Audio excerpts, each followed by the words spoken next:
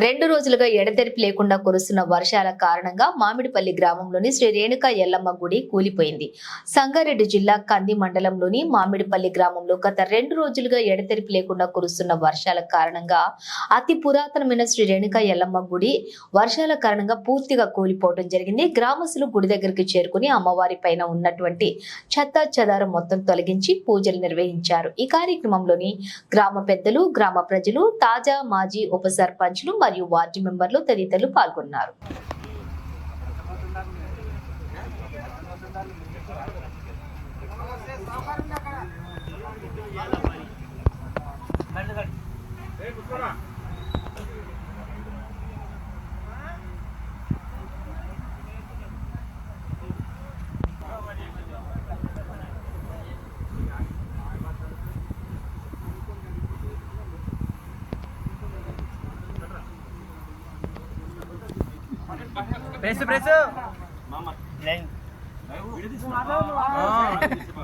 పెద్ద మనుషులు అప్పుడు 1990లో 90లో కట్టి స్టార్ట్ చేసి కట్టిర్రు.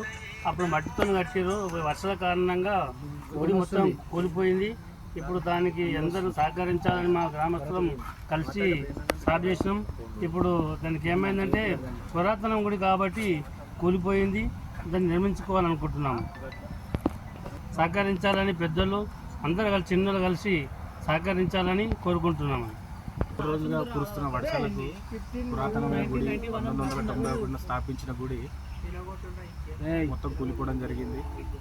ఇది మా ఊరికి మరి మంచిదా చెడ్డదా అనేది ఊరోళ్ళకి కొంచెం అందరూ ఆలోచన చేయాలి. అందరి సహకారంతో మళ్ళీ దీన్ని పునర్నిర్మించుకుందాం. అందరూ దాతలు కానీ ఎవరైనా ముందుకు వస్తే గుడిని మంచిగా సంపూర్ణంగా మంచిగా కట్టుకుందామని చూస్తుంటున్నాము. దీనికి ప్రభుత్వ పరంగా గిట్ట ఎవరైనా తెలిసిన వాళ్ళు లీడర్లు ఉంటే ప్రభుత్వ పరంగా ప్రభుత్వానికి నివేదిక అందించాలని కోరుకుంటున్నాం.